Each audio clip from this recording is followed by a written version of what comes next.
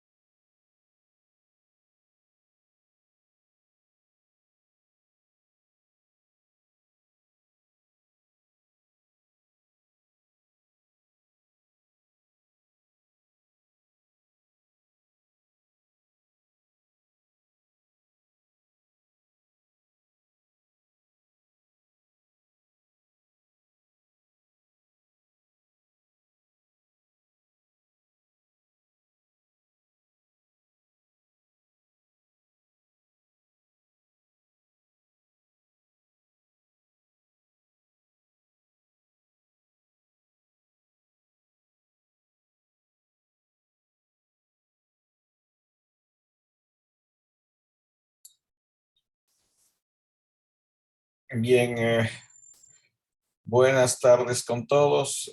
Empecemos. Hoy nos toca ver justamente los nuevos formatos y nuevas narrativas en el mundo audiovisual.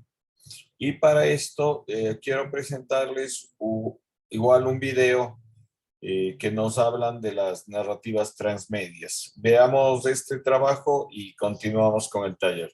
Gracias.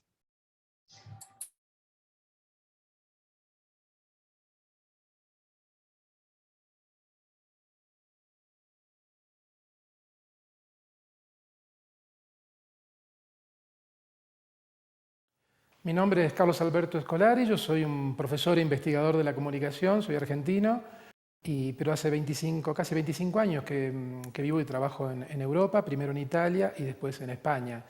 Actualmente soy profesor e investigador en la Universidad Pompeu Fabra, en Barcelona, en el Departamento de Comunicación.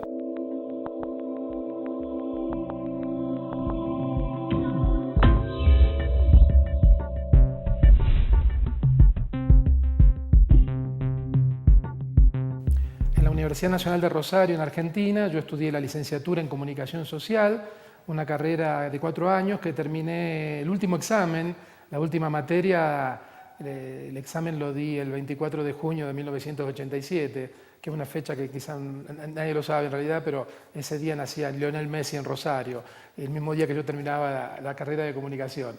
En ese momento, cuando nacía Messi, cuando estábamos estudiando comunicación y terminábamos la carrera, entre todos nuestros compañeros nos preguntábamos, bueno, ¿y ahora qué? Teníamos un título en comunicación social y había un panorama de medios.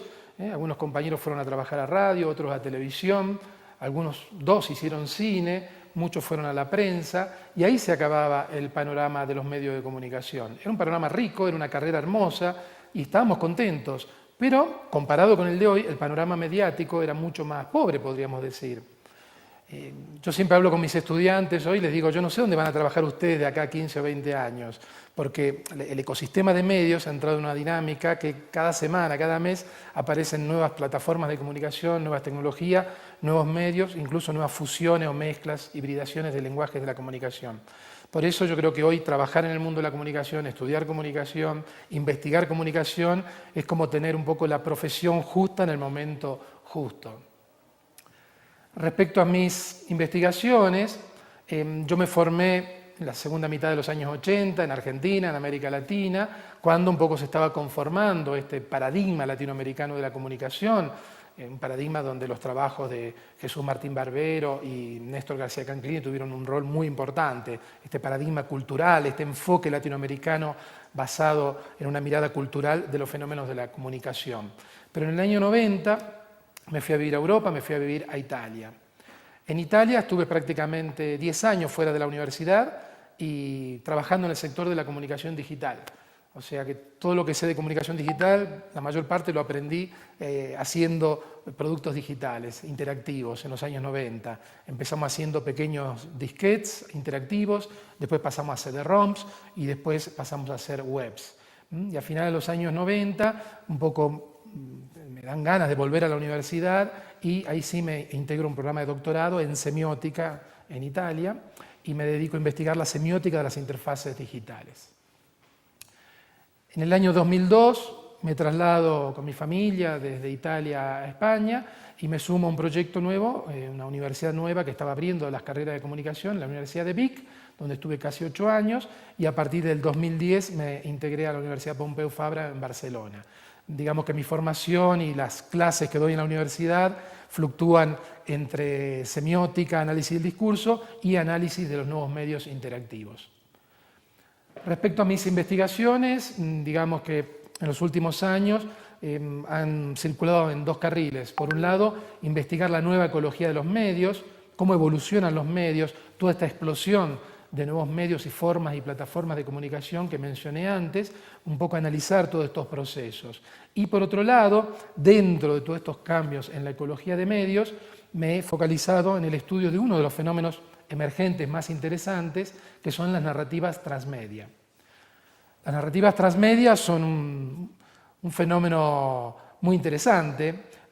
Hace 5 o 6 años éramos un puñado de académicos los que hablábamos de narrativa transmedia, ahora grandes sectores del mercado, de la producción de ficción, de la producción televisiva, del periodismo, del documental, están hablando del transmedia. Una narrativa transmedia se caracteriza porque la historia, el relato, empieza en un medio de comunicación y se va expandiendo hacia otros medios, a otras plataformas. Digamos que al final lo que tenemos es un mundo narrativo al cual podemos entrar desde diferentes medios, de diferentes puertas, diríamos. Y el segundo componente importante de las narrativas transmedia es que los usuarios, la gente, los fans, participan en esa construcción del mundo narrativo. O sea, los fans, los usuarios, también aportan textos, pueden ser parodias, pueden ser finales alternativos, pueden ser nuevas historias de su personaje favorito, que no están consideradas parte del canon, del relato oficial, pero que también forman parte del mundo narrativo. Mi primer viaje a Colombia, a Bogotá, lo hice en el año 2006 con motivo del Congreso de Comunicación de FELAFAX y a partir de ese año prácticamente he vuelto siempre, casi todos los años tengo alguna actividad en Bogotá o en Cali, Medellín, Cartagena, Barranquilla también. En esta ocasión he venido para hacer un taller aquí en la Universidad Nacional, vamos a hacer un taller sobre narrativas transmedia. El taller consta de varias partes, un taller que va a durar 2 días y bueno, en la primera jornada vamos a ver un poco todos estos cambios en la ecología de los medios que mencioné antes. Vamos a hacer un poco un mapeo de las grandes transformaciones que se están dando en la ecología de los medios actualmente. La segunda parte del primer día lo vamos a dedicar a las narrativas transmedia, estas nuevas formas de relato, pero en el ámbito de la ficción. Vamos a hablar de mundos narrativos transmedia que ya son clásicos, por ejemplo el mundo narrativo de Star Trek, de series de televisión como Lost, como la serie 24, que nacen en la televisión pero que después se expandieron a muchos otros medios y plataformas. También hay mundos narrativos que nacen, por ejemplo, en los videojuegos. El sábado vamos a focalizarnos en los mundos narrativos de la no ficción, porque también hay narrativa transmedia en el periodismo, hay un periodismo transmedia y también hay un documental transmedia. Finalmente vamos a dedicar la última parte de esta actividad a ver cómo investigar las narrativas transmedia. Vamos a un poco también a mapear las diferentes puertas de entradas metodológicas para este fenómeno que, como cualquier fenómeno de la comunicación, es interdisciplinario. Respecto a mi producción de libros y artículos, bueno, tengo casi más de 15 libros publicados sobre comunicación, ya sea como autor único o en colaboración. 2 libros que circulan mucho en Colombia, en América Latina, España, son los publicados por la editorial Gediza. Hacer Clic, un libro de 2004, que habla de los procesos y las interfaces y los procesos de interacción, y un libro de teoría de la comunicación digital interactiva del 2008 que se llama Hipermediaciones. Después, dentro de estas publicaciones, hay un libro que yo estoy muy contento, un libro que no lo hice yo solo, sino que lo hice en colaboración con un amigo, un colega de la Universidad de Buenos Aires, Mario Carlón. El libro se llama El fin de los medios masivos, el comienzo de un debate. Es un libro colectivo donde diferentes autores analizan la situación de diferentes medios de comunicación y su posible fin en esta ecología de los medios, su posible extinción. Hay autores que analizan la situación del diario en papel, de los discos de vinilo, del cine, de la televisión, de los libros. El libro El fin de los medios masivos, publicado en Buenos Aires por La Crujía, acaba de ser reeditado en una nueva edición ampliada con nuevos autores. El año pasado publiqué un libro en Editorial Deusto que se llama Narrativas Transmedia, que un poco sintetiza todas mis investigaciones sobre estas nuevas formas narrativas, nuevas formas del relato, y se complementa con casi 25 entrevistas a profesionales e investigadores de todo el mundo, incluido Henry Jenkins, que fue el primero que empezó a hablar de narrativas transmedia en el año 2003. Ahora estoy trabajando en un libro sobre la nueva ecología de los medios, que saldrá el año que viene, publicado en España, y dentro de muy poquito saldrá publicado en inglés un libro sobre arqueología del transmedia, que lo hemos hecho con un colega de Italia y un colega del Reino Unido, donde analizamos experiencias pasadas de narrativas transmedia. En el libro sobre arqueología transmedia va a haber un análisis de Superman, un mundo narrativo transmedia que nació en los años 30, va a haber un análisis de Conan el Bárbaro, un relato transmedia que nació en la literatura pulp de principios del siglo XX, y después va a haber un análisis de un cómic, una historieta argentina muy famosa, El Eternauta, que incluso que hasta el día de hoy está sufriendo modificaciones o se está expandiendo su mundo narrativo gracias a los usuarios, fans, que están creando nuevas partes de la historia, incluso de reapropiaciones políticas del personaje del Eternauta. Más allá de la actividad de investigación, me gusta mucho la docencia. La docencia es algo que a uno o le gusta o no, y después eso se nota. El maestro, el profesor que lo hace como un trabajo más, el alumno yo creo que lo percibe, y en ese caso yo creo que sigo manteniendo esta ilusión de poder trabajar con los alumnos y poder crear conocimiento entre todos. Soy bastante crítico de cómo está el sistema educativo actual en sus diferentes niveles y sobre todo el que me toca más de cerca, que es la universidad. La universidad es muy difícil de cambiar, es una de las instituciones más viejas de Occidente, después del Vaticano, va a tener 1000 años de vida ahora la universidad este siglo, así que es muy difícil cambiarla, pero bueno, yo creo que se están generando espacios, a veces incluso las tecnologías ayudan para que podamos crear espacios de innovación y generar otro tipo de relaciones dentro de las estructuras universitarias. En ese contexto, este año con un colega, Jorge Carrión, también de mi universidad, de la Pompeu Fabra, organizamos un MOOC, uno de estos cursos masivos online, sobre las nuevas series de televisión, sobre la estética y la narrativa de las nuevas series de televisión. Este curso masivo online ha sido una experiencia muy interesante, para mí fue la primera vez que participo como profesor y coordinador de una experiencia de este tipo. Tuvimos más de 5.000 alumnos que durante 8 semanas iban viendo los diferentes contenidos audiovisuales que habíamos preparado, textuales, y había evaluaciones, y lo más interesante eran los debates que se daban en la plataforma online, y realmente fue una experiencia que todos aprendimos, porque aparecían alumnos que eran expertos en series o en una determinada serie televisiva y aportaron datos y análisis que realmente nos enriquecieron a todos. O sea que yo creo que estamos en un momento de transición en el mundo de los medios, en la ecología de los medios, pero también estamos en un momento de transición en la ecología de la educación. Y yo creo que en ese sentido hay mucho para hacer y espero que los nuevos comunicadores y nuevos educadores también se pongan las pilas. Además de mis libros y artículos que publico en revistas científicas, tengo 2 blogs. Estoy en digitalismo.com con mi amigo colega Hugo Pardo Kuklinski y estoy en hipermediaciones.com, que es un blog más teórico orientado a las nuevas formas de comunicación. También estoy en Twitter y estoy en Facebook. Esto es una diferencia muy grande respecto a la época que yo era estudiante. Permanentemente estoy respondiendo a veces algún mensaje, algún tweet de alumnos que me hacen alguna pregunta o nos intercambiamos algún link, alguna información interesante. Yo creo que bueno, están pasando muchas cosas en el mundo de la comunicación y la educación y en este sentido las redes digitales, la tecnología digital en general yo creo que abre espacios que si los alumnos y profesores los sabemos aprovechar nos van a enriquecer a todos. A mí ya me hubiera gustado en los años 80 poder intercambiar un tuit con Jesús Martín Barbero o Néstor García Canclini y aprender en las redes sociales con ellos.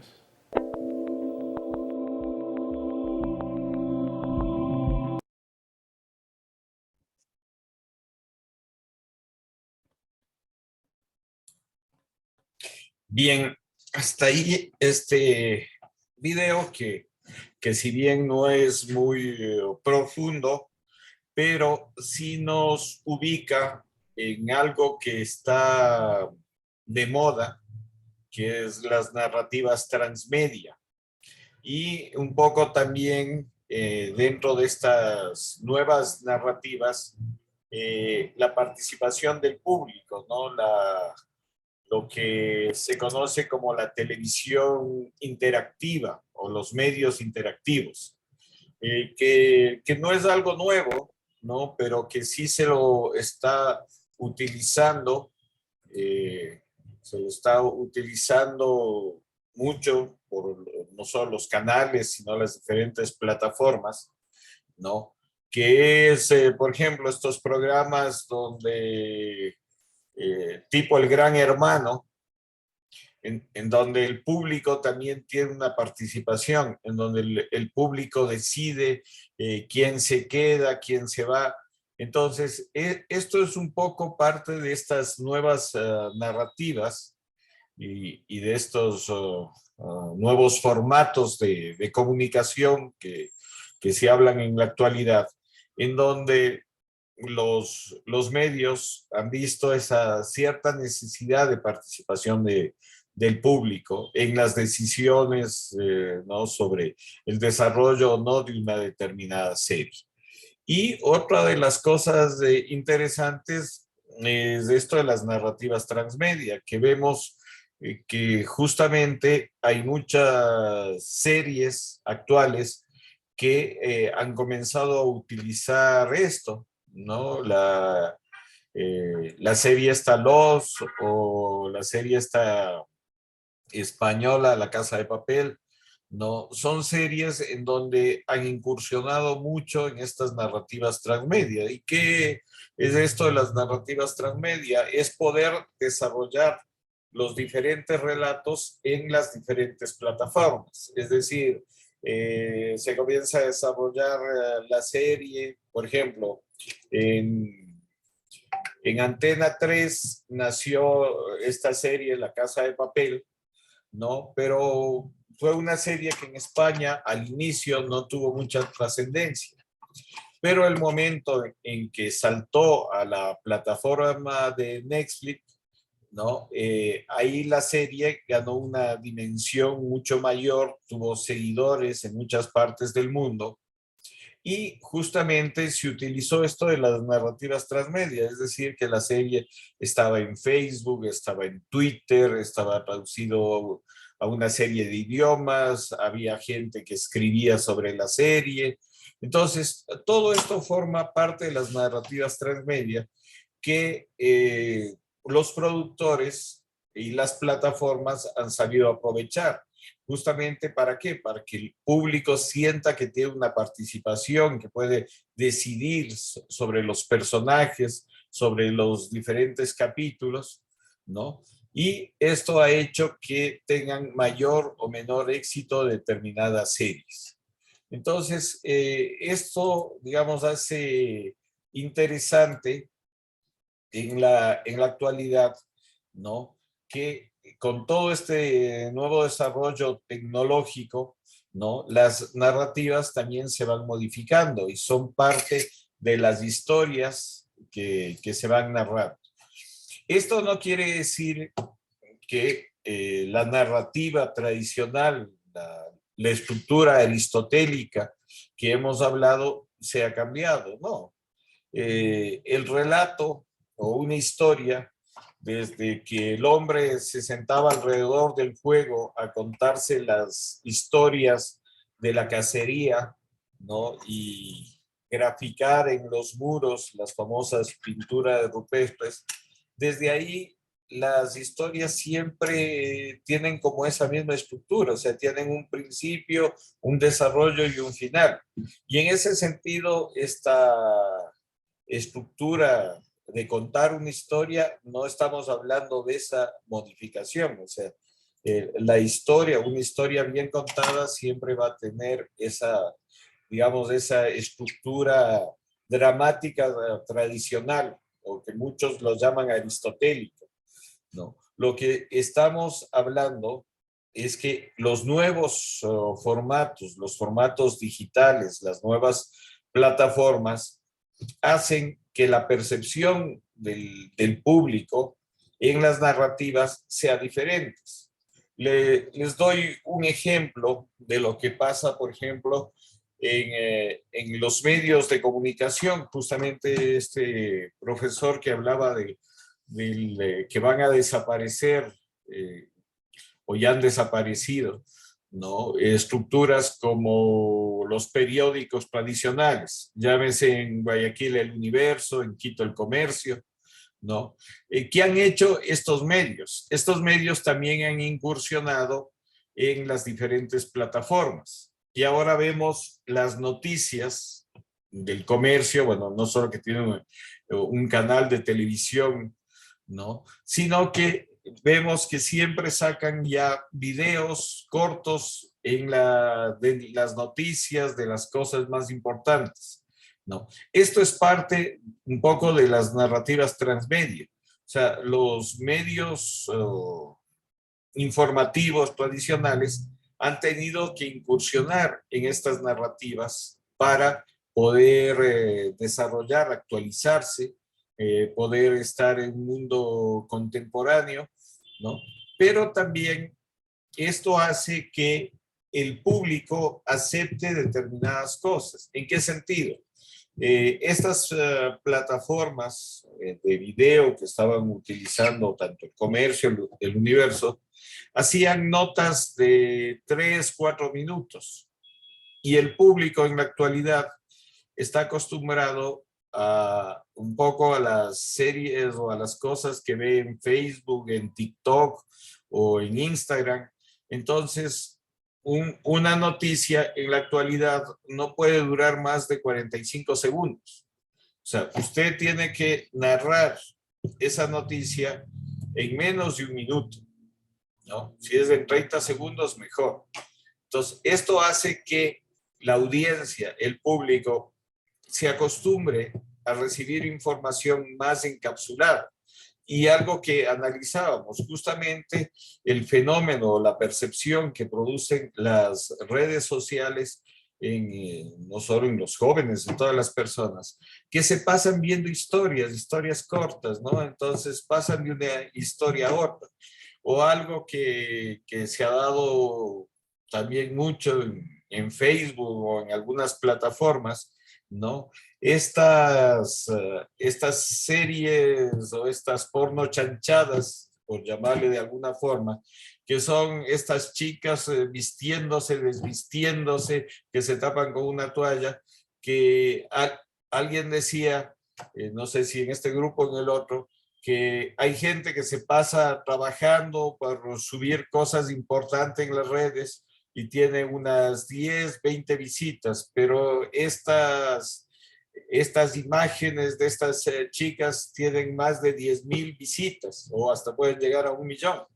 Entonces, la percepción del público, ¿no? Con las redes sociales es diferente y el morbo siempre va a existir, ¿no?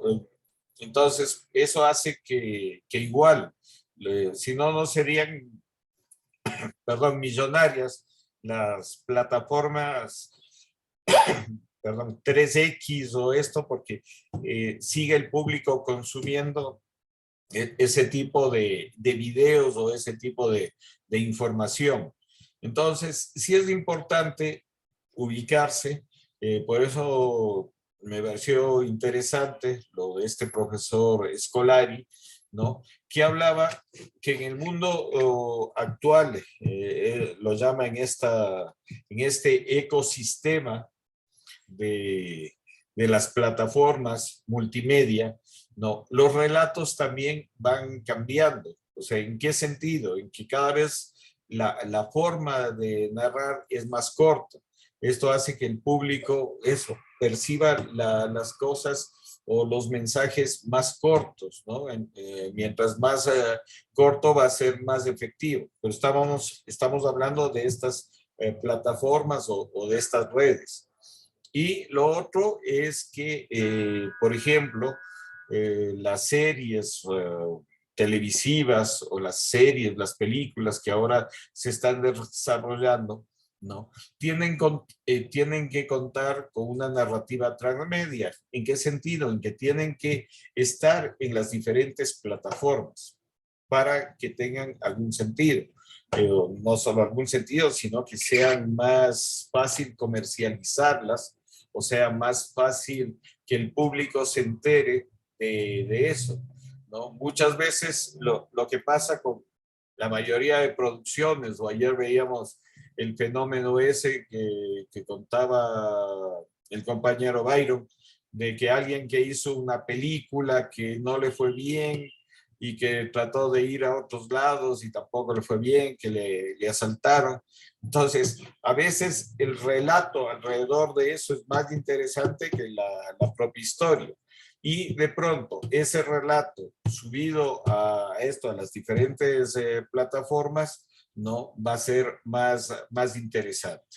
Entonces, con esto, lo que les quiero decir es, sin descuidar, que es importante eso, contar una buena historia, no confundir la narrativa tradicional de cómo armar una historia con estas nuevas narrativas. O sea, lo que hablamos o lo que ubicamos con nuevas narrativas es que las plataformas digitales han hecho que la percepción del público sea más inmediata, sea también con mensajes más cortos, más contundentes. ¿Por qué? Porque eso está bombardeado el público cotidianamente en las diferentes redes sociales. Llámese WhatsApp, Facebook, Twitter, Instagram. Inclusive han comenzado a desarrollar series en Instagram que son muy cortas, ¿no? Que duran poco tiempo. Entonces, lo importante también de esto, si ustedes quieren experimentar o desarrollar historias, es que tengan un control, ¿no? ¿En qué sentido? Mucha gente dice, por ejemplo, no, si mi historia está en Facebook. No, pero no es solo estar en una plataforma. O sea, cuando hablamos de transmedia, es que deben estar en diferentes medios, ¿no? Para que tenga una cierta efectividad. Bien, hasta aquí lo que yo les quería plantear. Si alguien tiene alguna pregunta, algún comentario que quiera realizar sobre esto de las nuevas narrativas y los nuevos formatos. ¿Alguien tiene alguna pregunta, algún comentario que desea hacer? Vamos con Francisco, por favor, le escuchamos. Bueno, muchas gracias. Buenas tardes, Carlos, compañeros. Este tema, la verdad, es que nosotros, los que no andamos en el mundo de la comunicación, en realidad, intuitivamente, sí nos hemos percatado de lo que está ocurriendo. Esto es lo que usted señalaba, por ejemplo, los diarios, los que se publicaban en papel. Ellos ya tienen varios años haciendo muchos esfuerzos para tratar de que su circulación, digamos, no disminuya. En eso han fracasado rotundamente. Cada vez la circulación es menor. Y por más de 10 años, puedo yo decirlo, he visto de cerca, y creo que más años también, muchos esfuerzos para, digamos, cambiar el modelo de negocio, orientándolo un poco hacia la consulta en Internet, en un sitio web, tanto para el Universo, que es en donde yo puedo ver que han trabajado, como también en el Universo, ¿no? Perdón, en el Comercio y en otros diarios. También ya hemos visto el Extra también ahí en Internet, en un sitio web, el Expreso, en fin. O sea, intuitivamente, ni siquiera tenían la menor noción de este tema de hipermedios, de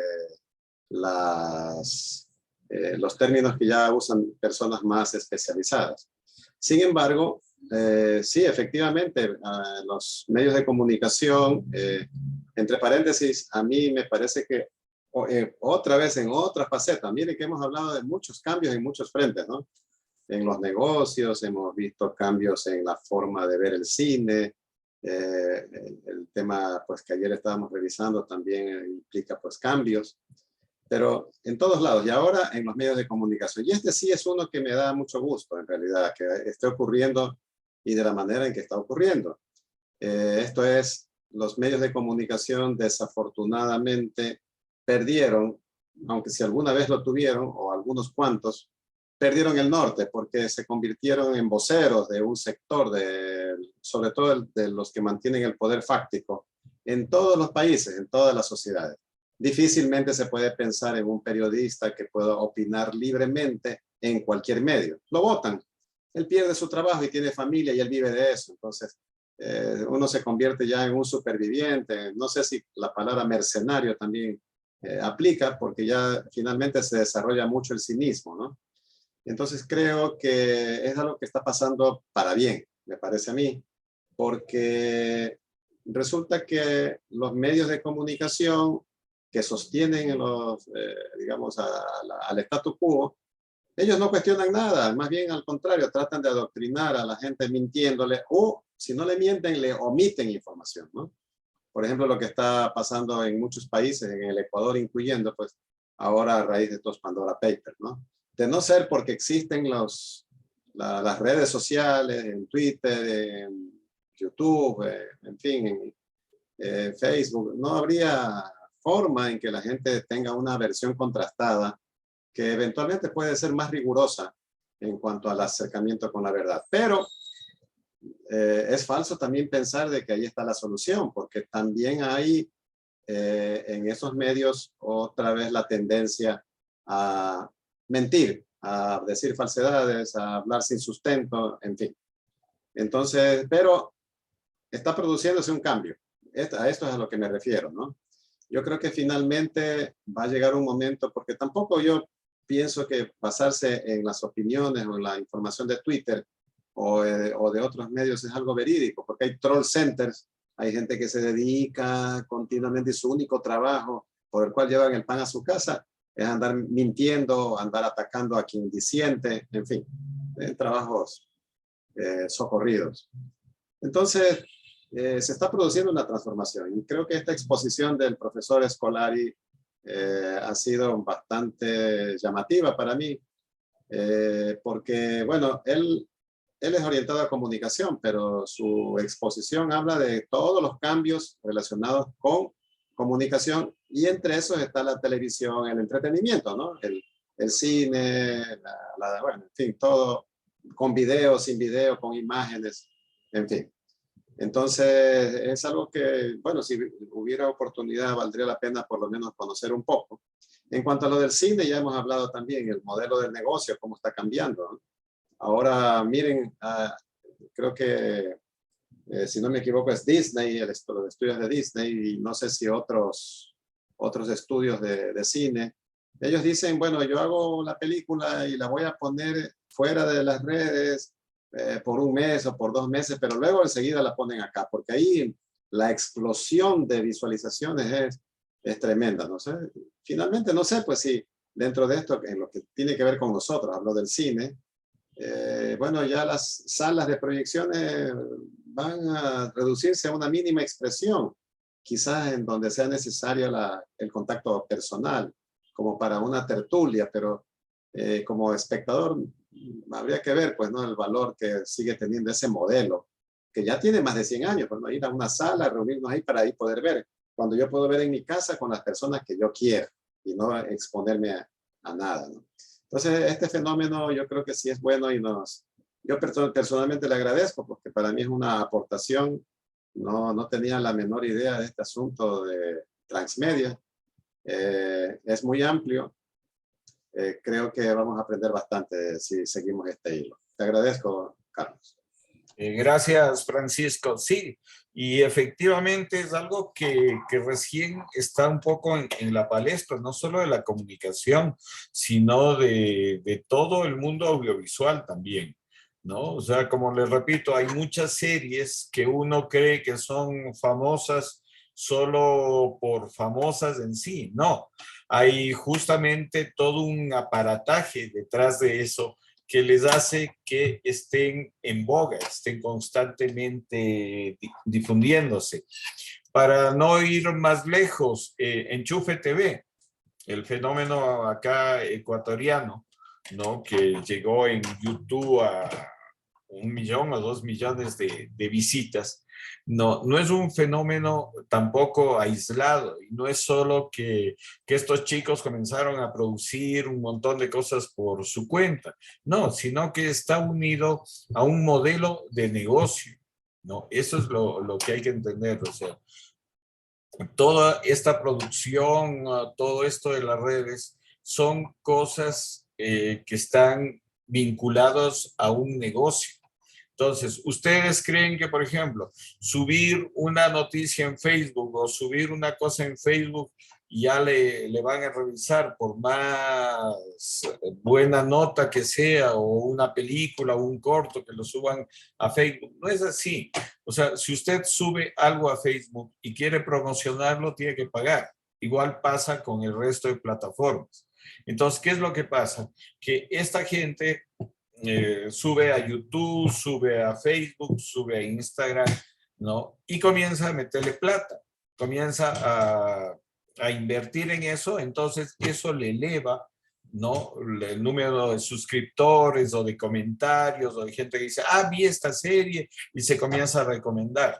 Entonces, eso pasa actualmente en el mundo de los negocios y en el mundo audiovisual. Entonces, mucha gente dice eso. Yo hice mi película, la subí a YouTube, pero no tuvo tantas visitas. No, es que ahí sí hay que entender ¿cómo se dice? El filo, el rubro de negocio, que es eso, ¿no? O sea, las redes sociales son un negocio y hay que entenderlas como tal. Entonces, si uno quiere promocionar en las redes sociales, tiene que meter plata, tiene que invertir. Y un fenómeno, ahora que usted mencionó, Francisco, lo de los medios de comunicación, la televisión va a desaparecer también, están en el mismo fenómeno. ¿Por qué? Porque la televisión, ¿de qué vive? De los auspiciantes. Y en la actualidad, los auspiciantes ya no invierten tanto en la televisión nacional, ¿no? Yo tengo un par de amigos gerentes de empresas y de publicidad, ¿no? Que lo que dicen, ahora el rubro de negocio están en los medios. Me dice, yo, por ejemplo, antes invertía en un canal de televisión, tenía que pagar como $60,000 para que se pase una publicidad. Dice, ahora estoy metiendo 1,500 en Facebook, en las redes, y tengo mejor resultado que estar pautando en televisión. Entonces, este fenómeno que está pasando con los pautajes en los medios de comunicación, igual les pasa al comercio, al universo. Antes, ¿de qué vivían ellos? De la publicidad. La gente pautaba también en los periódicos cierta información, ciertas cosas. Ahora nadie pauta en los periódicos, a menos que sea una noticia de estas noticias judiciales o algún obituario, ¿no? Pero de ahí ya una noticia o una cosa, nadie está pautando en la prensa escrita. Igual está pasando, ya digo, en la televisión. Y hay estudios actuales que la gente consume más el celular, la computadora, que la misma televisión. O sea, ya el público no consume tanto televisión como era antiguamente. Y también lo que está pasando en la radio. O sea, la radio está pasando a ser radios online, ¿no? Ya nadie sintoniza con el aparatito de radio, ¿no? O sea, todas las radios o todos los medios están pasándose a ser